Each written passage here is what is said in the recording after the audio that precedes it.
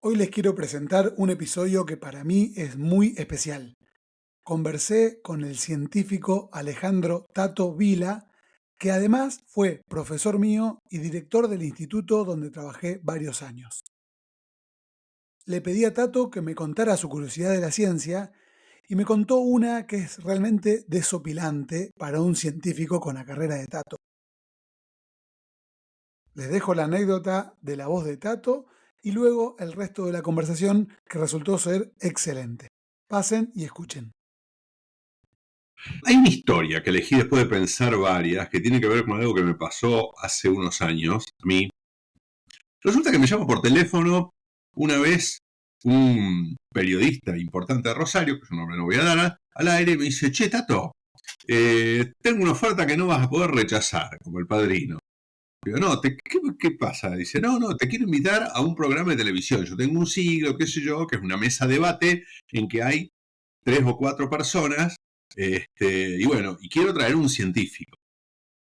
Entonces eso, quiero traer un científico, ya me sonaba un poquito raro, es como tengo a mi amigo el científico. Bueno, me dice: bueno, la consigna es la vida después de la muerte. Y Ok, yo digo: ajá, y yo, pero ¿de qué me estás hablando? Y dice: no, está re bueno porque voy a invitar a una persona que hace recorridas por los cementerios, un espiritista y un tanatólogo, que después busqué lo que era un tanatólogo, un experto en la muerte. ¿Y yo qué tengo que ver ahí? Y porque me interesa que vos traigas la experiencia, qué es lo que opina la ciencia de la vida después de la muerte.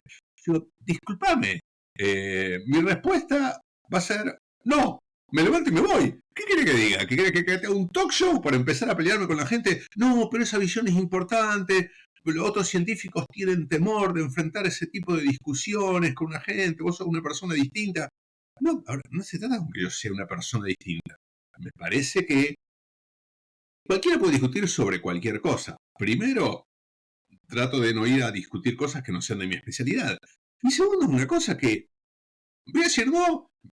Si vos querés que vaya a hacer un programa ridículo para pelearme con gente, no cuentes conmigo. Y él es un periodista que admiro, respeto, qué sé yo. Finalmente no fui. Pero dice: no, pensalo. Se quedó mandándome mensajes una vez, yo llegó. Pero, pucha, ¿qué pasa con esto? Aparte, una persona que yo sé que es no creyente, sino que simplemente quería poner eso. Y hay una cosa que me ha estado preocupando en el último tiempo, y en el tiempo histórico que estamos viviendo en particular a nivel mundial, que es el crecimiento de las pseudociencias. Que hasta es una cosa que yo abordé en una, no tengo competencia porque no tengo podcast, pero en un programa de Radio Universidad, que tengo una pequeña columna. Y fui a hablar un día de las pseudociencias. Todos los del programa me dijeron: buenísimo, vamos a hablar de las pseudociencias. Y dos de las personas que estaban ahí en el set de la radio, cuando empecé a hablar lo que yo consideraba, lo que la ciencia considera pseudociencias, saltaron casi ofendidos. Gente súper educada, súper formada. puntualmente de cuáles. Nada, cuando empecé a hablar, primero empecé con la astrología, que bueno, vos tendrás tu opinión con la gente cuando decís vas a hablar de astronomía y te confunde con astrología. Me Eh, pasa todo el tiempo. es clásico. Y después, bueno, cosas como Reiki, flores de Bach, este tipo de cosas. Y gente muy ofendida. Ante lo cual yo siempre digo: a ver, yo soy agnóstico, pero tengo respeto por las creencias de la gente, todo tipo de religiones. Y esto también tiene que ver parte con las creencias. Si a alguien le hace bien creer, vos tomaste clases de biofísica conmigo, que Sí. enseñamos espectroscopía infrarrojo, pero alguien viene y me dice que hay un cristalito que tiene vibraciones cuánticas en el rango de infrarrojo que te van a sanar el alma, vos le decís: ¿qué? Entonces, lucrar con una cosa que es falsa sí me parece una estafa. Que es lo mismo que pasa también con algunas religiones de bajo perfil. Entonces me parece que lo traigo como una, empezando por esa cuestión, la anécdota. Tengo anécdotas más ridículas y más vinculadas con la ciencia, pero sí es una discusión que nosotros como científicos tenemos que dar.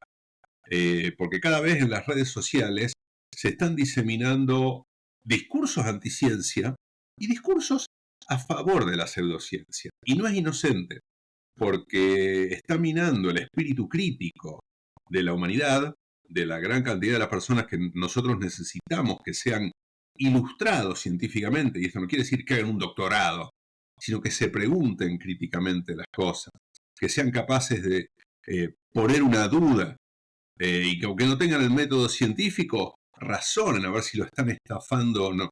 Nosotros queremos que las nuevas generaciones hagan esto.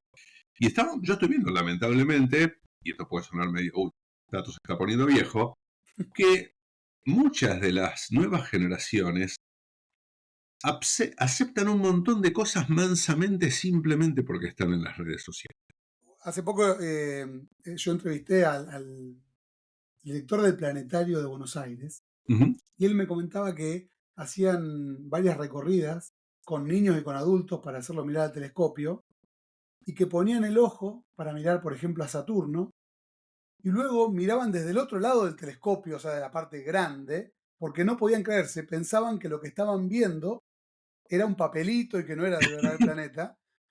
Y él me decía a mí, algo que está relacionado con lo que vos me decís, yo no puedo creer cómo mucha gente a veces no cree en lo evidente que tiene delante de los ojos y sí cree en cosas que les imponen a través de las redes sin ningún tipo de sostén.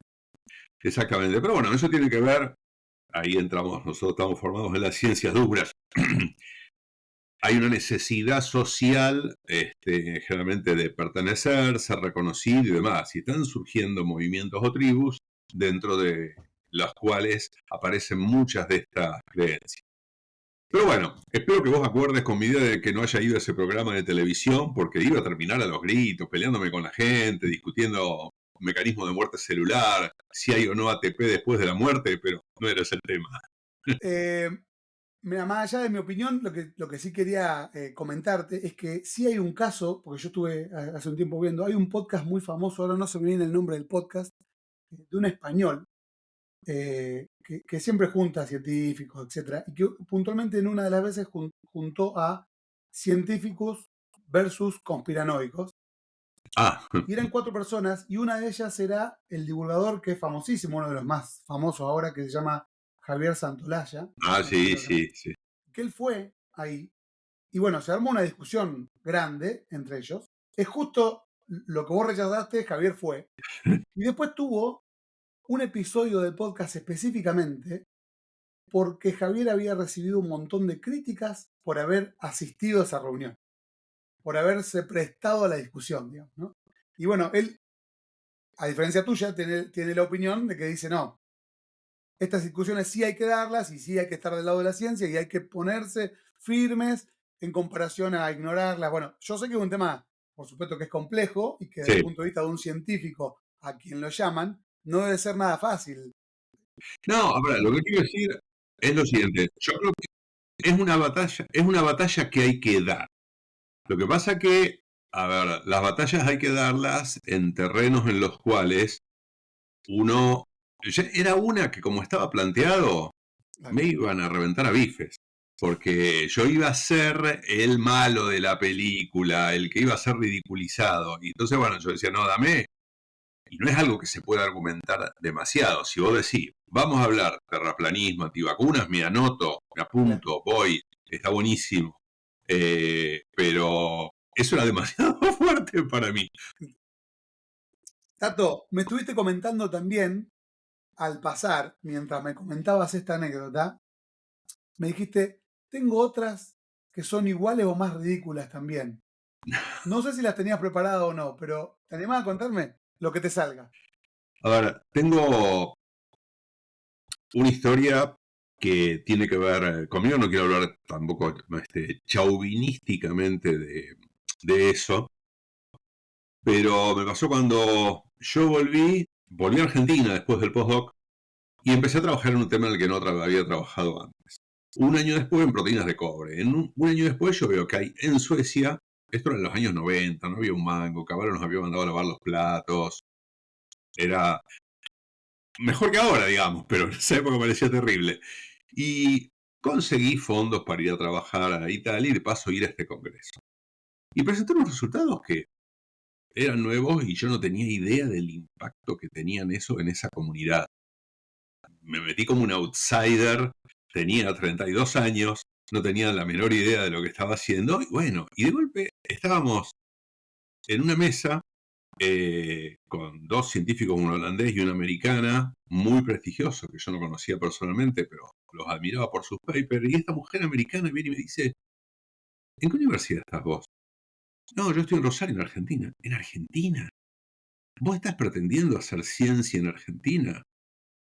Sí, acabo de volver, hace un año, esto y el otro, dice. Pero su pregunta dice, ¿y vos desde Argentina pretendés a estar en la primera línea? Y yo, digamos, un poco con la falta de pudor que da la juventud, le dije, sí, ¿por qué no? ¿Viste? Un Claro. momento que no tenía un subsidio de $5.000 por año. ¿Viste? Si le preguntaba con eso, me tiraba cosas por la cabeza. Bueno, arqueó las cejas y nada. Y después, Gerard Canters, el holandés que estaba en la mesa, me dice, la verdad que está buenísimo vos haces. Vos no tenés que dejar que nosotros, ella, yo, estamos en lugares que hay muchos fondos. Digamos, no tenés que dejar un comentario como ese te desanime.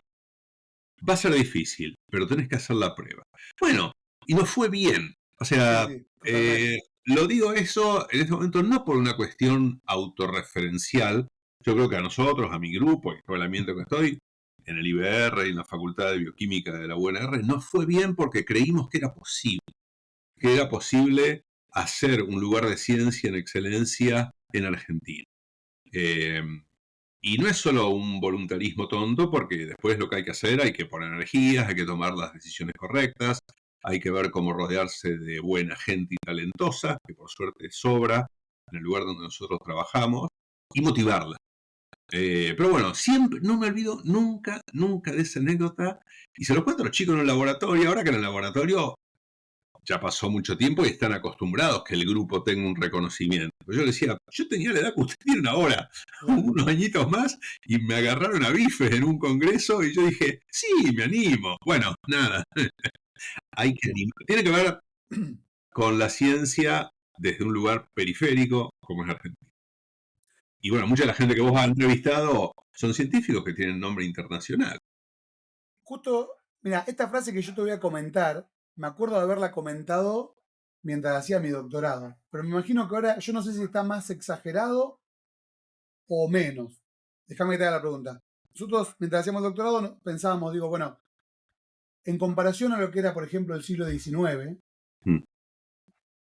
o principios del siglo XX, ahora hacer buena ciencia está cada vez más supeditado a tener los equipos de última generación. O sea, si vos querés publicar en la mejor revista científica, tenés que tener el último espectrómetro de masas, y si no lo tenés, entonces sí va a quedar relegado, porque esto tiene que ver con la pregunta que te hicieron a vos. En comparación hace algunos años, ¿eso es más cierto? ¿O a vos te parece que toda esta llegada de la inteligencia artificial, la movida de Internet, etcétera, hace que sea más democratizante y que sea más fácil? No, yo creo que tenés un punto ahí, la, la brecha tecnológica que tenemos yo lo comparo nomás en digamos, mi carrera científica adulta, en la cual empecé a ser independiente. Es de la que yo vi los cambios tecnológicos más grandes, en las cuales, como vos decís, todo depende de tener muchísimo dinero. Hacer no solo de equipos, sino hacer las cosas, no una hipótesis con un experimento en un tubito de ensayo, dado para la gente normal, sino que tenés que tener 10 equipos de $2 millones cada uno y hacer 1.000 muestras en cada uno y comparar la masividad, las ciencias ómicas, por ejemplo. Claro. Entonces, yo creo que eso genera una brecha tecnológica que la inteligencia artificial no la vence. Ahora, de todas maneras, yo creo que siempre hay un nicho. Yo me acuerdo cuando a principios de este siglo, que creo que ahí cuando se dio un quiebre en la manera de hacer ciencia, empezó el proyecto Genoma Humano. Entonces, digo, ¿qué vamos a hacer con esto? Bueno, Y me acuerdo que charlando con varios decíamos, bueno, acá esto es una oportunidad, porque nosotros no vamos a poder secuenciar el genoma humano. Creo que en ese momento costó $5.000 millones. Hoy sabemos que podés mandar tu muestra y podés tener tu genoma por Claro. pocos mangos. Eh, Va a haber un montón de información. Y lo que vale siempre en la ciencia es poder hacer buenas preguntas. Es cierto que si uno quiere estar en revistas como Science, Nature y demás, es mucho más difícil ahora que antes trabajando en un país periférico. Porque ahí, además de la calidad científica, predominan muchas cosas como los temas de moda y el tipo de hacer ciencia. Mostrar muchos de esos resultados. Bueno, pero también hay muchos premios Nobel que se otorgan. También es mucha cosa sesgada y de lobby y son unipersonales, que nos han dado a gente que no publicó ningún paper en Science and Nature en toda su carrera. Pero han hecho, y aún hoy sucede, pero han hecho descubrimientos muy importantes.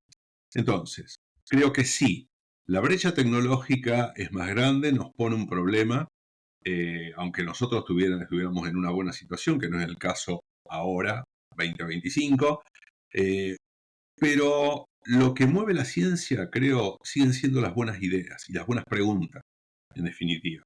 Entonces, nosotros podemos basarnos en esa información y encontrar pequeños nichos en los cuales perforar, cavar bien hondo y tener ahí. Porque en verdad la ciencia podemos tratar de hablar de especificidad. A veces uno puede decir, bueno, ¿en, ¿en qué trabajas? Cuando te preguntan amigos en un asado, en la familia, y el 95% de los científicos trabajamos en temas que no son para contar en un asado sobre lo que uno trabaja, porque es demasiado específico. Y dice, ¿qué? ¿Y eso para qué sirve? Bueno, entonces uno lo aprende a contar de una manera más global. Pues hay gente que trabaja en temas más sexy, que tienen impacto directo o que son interesantes en sí mismos. Pero bueno, en encontrar el nicho donde uno puede estar, sigue siendo el desafío. Es más grande ahora que antes, pero siempre lo estuvo. Esto de publicar en Nature and Science o en otras revistas me lleva a... Hace poco estaba leyendo un libro que no recuerdo ni cómo se llaman las piedras ni cómo se llama el autor, pero me acuerdo del hecho. Y Ok, es una persona que descubrió un registro fósil en Australia que mostraba toda la explosión del Cámbrico con todos los, bueno, esos seres vivos muy raros que existieron, etcétera, y que él quiso, con con ese descubrimiento espectacular, llevarlo a Londres, publicarlo en Nature en Science, y en todos lados le dijeron que no, y lo terminó publicando en una revistita chiquitita de Australia que nadie le dio bola. Y 15 años después, otra persona sí logró publicar en Nature and Science y se llevó toda la gloria, y en realidad ya la había descubierto otra persona antes. Eh, lamentablemente eso existe en muchos casos. Sigue y nos pone también. Eso implica que nosotros, también para no quedar totalmente ninguneados, tenemos que tener una estrategia de cómo instalarnos dentro de lo que es la comunidad científica y darle visibilidad. Durante la época que hice gestión de la ciencia, dialogué mucho con otros sectores que no estaban acostumbrados a dialogar con científicos y tenían escepticismo. Después, vos te das cuenta que viviendo en un país como Argentina, todos sufrimos de de distintas maneras, pero de las mismas cosas y encontrás ahí puntos comunes. Eso me lleva justo, vos nombraste la gestión y me lleva a preguntarte eso. Pues yo me acuerdo, como bien dijiste vos, yo fui alumno tuyo en cuarto año de la Facu. Cuando yo te tenía como consagrado como científico, pero no habías hecho tanta gestión. Vos la gestión la hiciste mientras yo hacía el doctorado. O sea, ¿Correcto? ahí te metiste de lleno cuando comenzaste con la dirección del IBR. Y yo, ¿te acordás que en un momento nosotros compartimos el consejo directivo del IBR? Fuiste el Y primer había, representante de los becarios en el consejo directivo. fui el Sí, primero de todos. ¿cómo me voy a olvidar? Eh, Algo que yo admiraba, obviamente no te vi más hacerlo porque simplemente los caminos nos separaron, pero me acuerdo en las reuniones que teníamos que vos sos una de las pocas personas que yo vi que muy rara vez pierde el tiempo en una reunión. A mí me llamaba la atención de que la reunión era a las 9 y vos llegabas a las 9 y a las 9:01 ya estábamos trabajando de verdad en lo que había que conversar.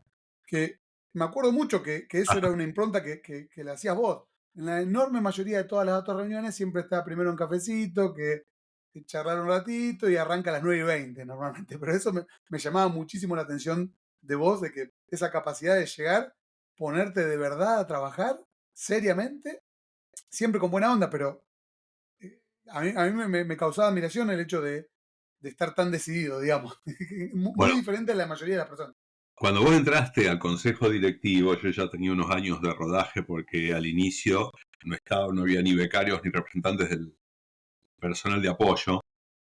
Y tuvimos algunos años en que las reuniones de consejo directivo era como, vamos a hablar, vamos al mate, empezamos, digo, eran las 9, y eran las 9:30 y recién estábamos tomando el café, digo, pero nadie tiene nada que hacer. Y sí, eran todos colegas que tenían un montón de cosas que hacer. Y después venía la parte catártica, que vos sabés que era la más difícil de evitar. Bueno, volvamos al foco. Si nosotros estamos dedicando 3 horas de nuestro tiempo para hacer esto, tiene que haber un entregable. Tenemos que conseguir esto. Pero bueno, eso lo aprendí yo con el tiempo. Las primeras reuniones que vos por suerte te perdiste eran había una viejo polémica en el bar, no sé si lo llegaste a ver, que hubo varias Sí, sí, sí. versiones. Bueno, sentarse y hablar. Entonces yo decía, bueno, a ver, si nosotros queremos hablar, vamos a tomar una cerveza, vamos a tomar un café en un bar, pero ahora somos los miembros del consejo directivo y tenemos que hacer algo, porque hay 200 y pico de personas pendientes de esto. Tato, cambio rotundamente de tema. Dale. Para vos, Es en el distinta esta ámbito, charla de las otras, me parece, porque estamos hablando de un montón de cosas que normalmente en ciencia no se hablan, ¿no? bueno, me alegro que sea un espacio para ponerlo. Si vos tuvieras que decir cuál es la pregunta más grande de la humanidad que aún no tiene respuesta desde el punto de vista científico. Si me querés nombrar de la pseudociencia también podrías, pero desde el punto de vista científico, ¿cuál es para vos?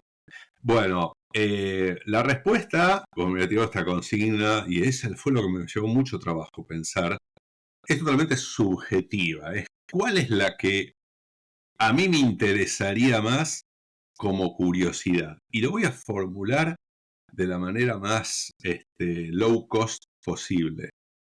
Y después lo voy a poner un poco más de sofisticación. La forma fácil es, ¿hay vida en otros planetas? Que en verdad la pregunta desde el punto de vista de la biología es mucho más compleja, porque en el imaginario popular siempre nosotros tenemos desde el hombre de Roswell, el demás, son todos humanoides. En verdad la pregunta de fondo es, ¿hay otras formas de vida evolucionada? Esa es la pregunta de fondo. ¿Hay tipos de organismos multicelulares en algún lugar del universo que puedan generar comunidades, pensar, o pueden llegar a lugares sociológicamente distintos desde lo que nosotros generamos a partir de la biología, la sociología que generamos entre humanos? Para mí esa es una de las grandes preguntas, pero desde el punto de vista científico, parece casi pseudociencia, pero eso es una de mis grandes curiosidades. Así. Pero no, para nada, porque bueno, lo tenemos al grandísimo y ya nombrado en este podcast, Carl Sagan, que nos Sí. iluminó en este camino de la búsqueda científica de vida extraterrestre y al menos hacerse la pregunta, ¿no?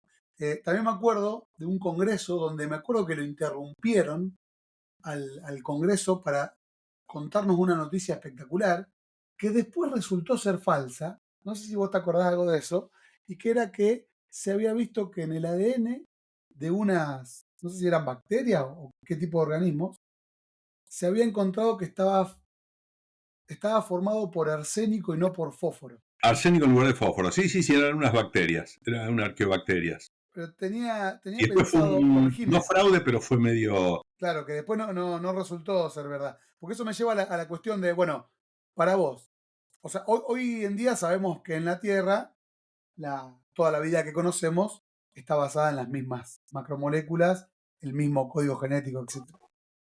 Pero, ¿qué, qué nos podrías decir o qué tan difícil sería para vos calificar algo de vivo si está compuesto por moléculas completamente diferentes al ADN, proteínas, etcétera, que nosotros conocemos actualmente, y incluso por átomos diferentes? Sí, yo, a ver, lo que creo desde el punto de vista probabilístico, no creo que, digamos, en la biología que nosotros conocemos, y no estoy hablando solamente de los humanos, sea la única posible. Porque a nivel de partículas subatómicas, elementos, moléculas, no puede ser que solamente esta combinación de 4 o 5 bases, 20 aminoácidos dé lugar a la vida. Tiene que haber otras formas, que nos cuesta imaginar, pero tiene que haber. Claro. Y se me viene esto ahora que estamos hablando más de probabilidad de matemática, que 4 bases y 20 aminoácidos en realidad es poca diversidad. Es Me nada, imagino si en algún otro era planeta nada. se usa simplemente una química un poquitito más compleja, no sé qué tipo de organismo podrían llegar a generarse. Sí, una vez, me acuerdo que una vez escuché hace unos 10 años una charla que hablaban de la quemosfera, era la cantidad de moléculas posibles, que no sé cómo la pueden estimar, dentro del universo, y era un 10 a la 250. No sé cómo habían llegado a ese cálculo, era un químico computacional. Entonces, a partir de eso, que es un número enorme, aunque no lo parezca a la gente que no está acostumbrada a las matemáticas, tiene que haber algunas otras posibilidades, combinaciones, dentro de distintos contextos. Porque nosotros también estamos encerrados en el contexto de adaptación. Vos y yo conocemos muy bien a las bacterias. Sabemos que son capaces de sobrevivir y adaptarse a los ambientes más hostiles. Puede estar en los polos, en los desiertos, en los géiseres, en lugares con alta concentración de sal, cosa que nosotros, los organismos multicelulares, generalmente los seres humanos más todavía nos cuesta. Pero entonces por eso nosotros pensamos en la vida en el ambiente de oxígeno, en la Tierra, a tal distancia del Sol, y estamos comparando con el resto del planeta del sistema solar, pero es algo muy, muy, muy chiquitito. Es como Claro, la persona que nunca salió de la manzana donde vive y se quiere imaginar el resto del planeta Tierra. claro, Y me quedo claro. corto en escala, ¿sabes? Muy, muy interesante. Y bueno, déjame que te comente algo que obviamente vos sabés, pero para comentarle a la audiencia. De hecho, el oxígeno que nosotros estamos tan acostumbrados tiene base biológica. Eh, Sí, digamos, en principio no había oxígeno y si no hubiera vida, no habría la cantidad de oxígeno que tiene hoy la atmósfera, ¿no? Eh, exactamente. Sí, eso es una cosa que, bueno, no es para echar entre nosotros, pero es increíble. Uno no tiene cosa, como antes vos mencionaste, a Sagan, que era muy popular y que podía divulgar ese tipo de cosas, o también algunos otros biólogos. eh, y hoy veo que no hay tanta popularidad de gente que pueda ilustrar a la mayoría de la población, aunque no sean científicos. Por eso ganan terreno, hipótesis, anticiencia y pseudociencia, que creo que las no pseudociencias sabía son más porque, peligrosas. digamos, a mí me cuesta reconocer quién es popular y quién no. Yo de alguna manera, soy bastante menor que Carl Sagan, entonces lo llegué a conocer muy tarde, digamos, años después. Pero Sí, yo no sabía que él había sido tan popular. sí. Inclusive yo también soy menor que Carl Sagan, pero, pero agarré parte de la onda de la popularidad. Era un programa de televisión muy visto Ujú. en Estados Unidos. Bueno, ¿Cosmos te referís? es Cosmos, sí, que eso fue una de sus plataformas, y aparte iba a miles de debates, etcétera, etcétera. Bueno, ahora, por ejemplo, hay gente, vos tenés Neil deGrasse Tyson o Javier Santolaya en el universo latino, que a través de las redes pueden dar, pero no tienen, me parece, el nivel de impacto y conocimiento. Me parece que terminan siendo en gran parte de nicho, porque lo estamos consumiendo nosotros.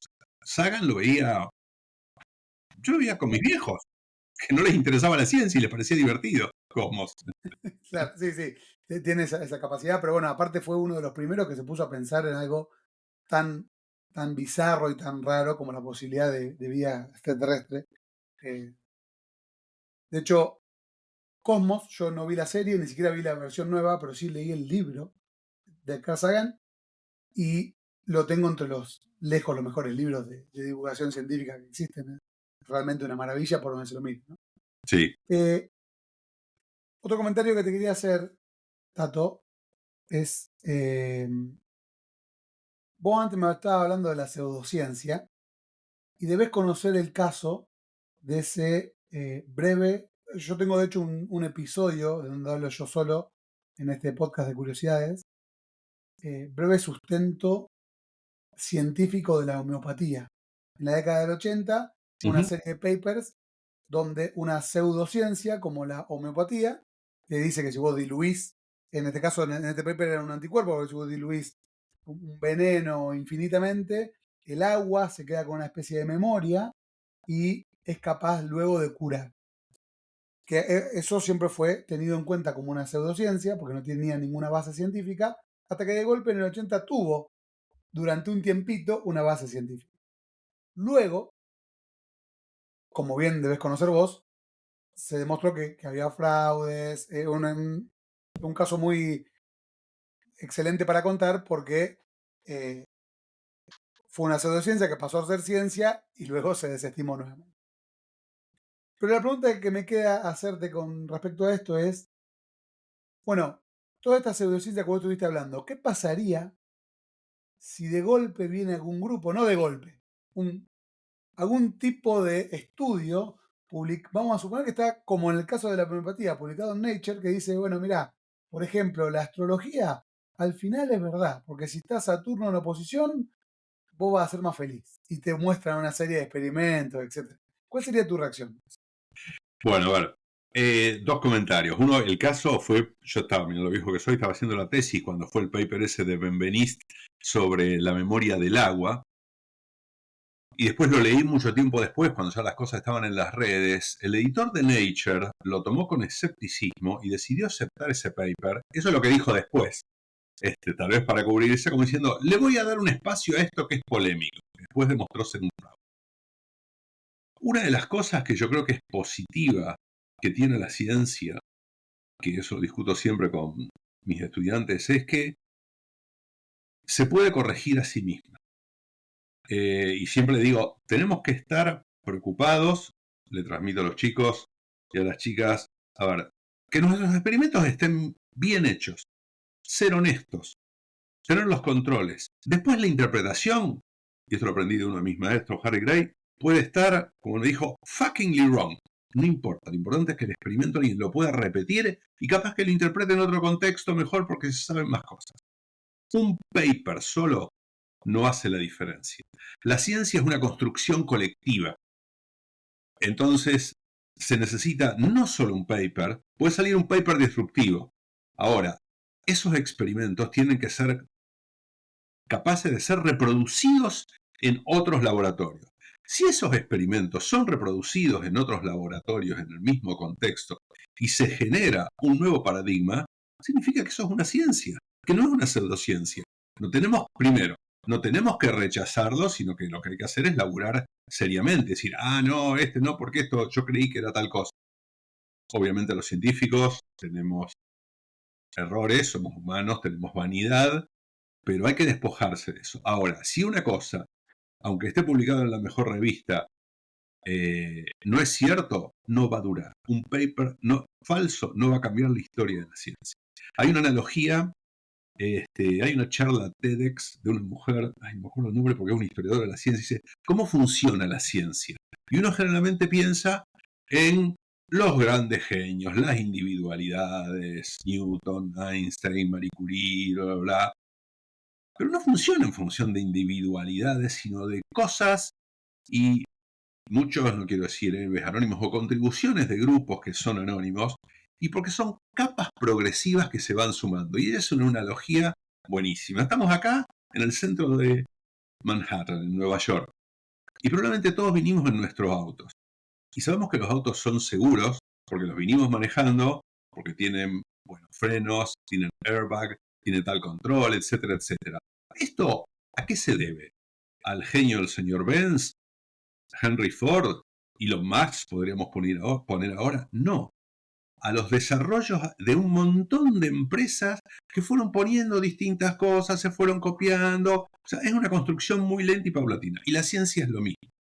Una sola persona, un solo paper, ¿Va a cambiar algo? Si cambia un paradigma y el resto de la comunidad lo valida. Esa es la potencia que tiene la ciencia y por eso yo creo que es un elemento central para la buena ciencia ser mejores seres humanos. Muchas gracias, Tato. Espectacular. Me deja este comentario nada más que está bueno para traer, como decir, bueno, hay que tener bien hecho el experimento, la interpretación podría estar mal, que no es un problema.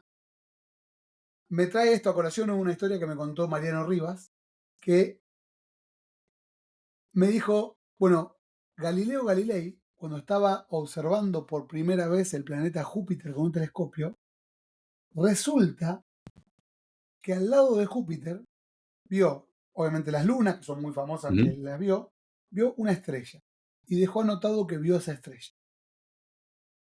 Y en el año 1997 agarraron los estudios de Galileo y se dieron cuenta que eso no era una estrella, era el planeta Neptuno. Ah, Algo que es muy llamativo porque en el momento que Galileo lo miró, Neptuno no existía, o sea, no se claro. sabía que existía. De hecho, se descubrió más de 200 años después de Galileo. Pero Galileo lo observó por primera vez y lo interpretó mal, simplemente.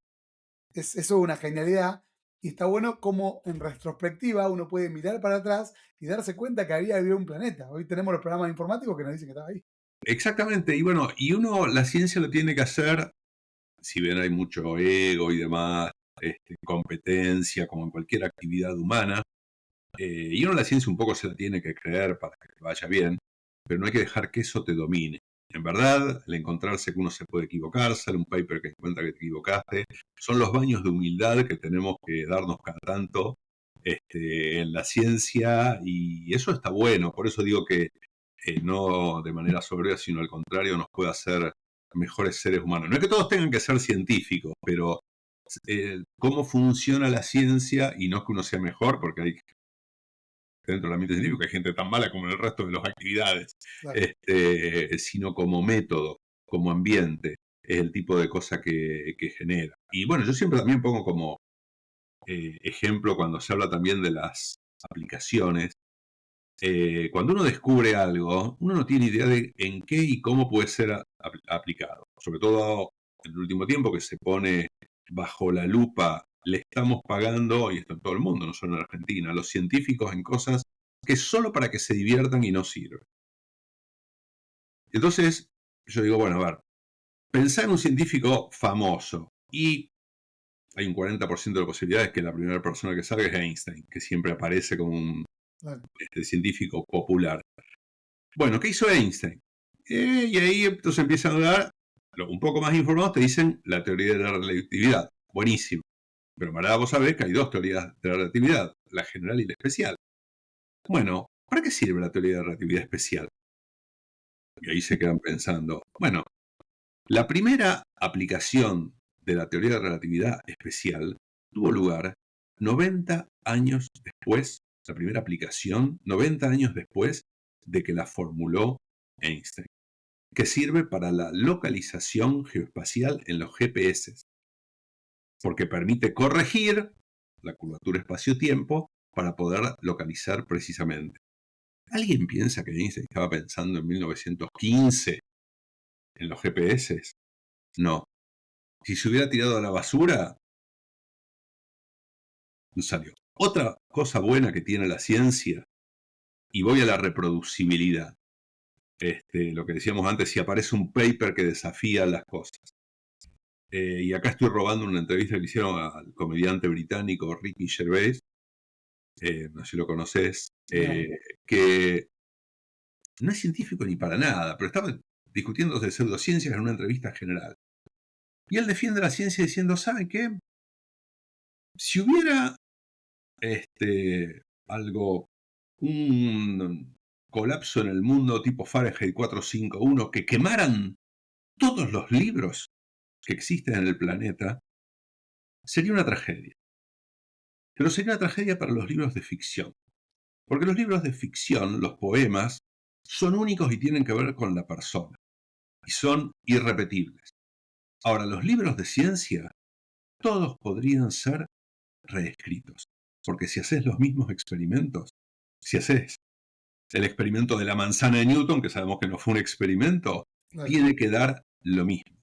Y eso es lo que le da solidez. Y me parece que es una excelente respuesta, por eso estoy citando la fuente para ver de la solidez que tiene la ciencia. Se corrige a sí mismo, se critica, se mejora día a día y es la que ha permitido que estemos charlando virtualmente, que iluminen los cuartos donde estamos, que la expectativa de vida se haya alargado, que podamos ahora curar enfermedades que antes eran mortales.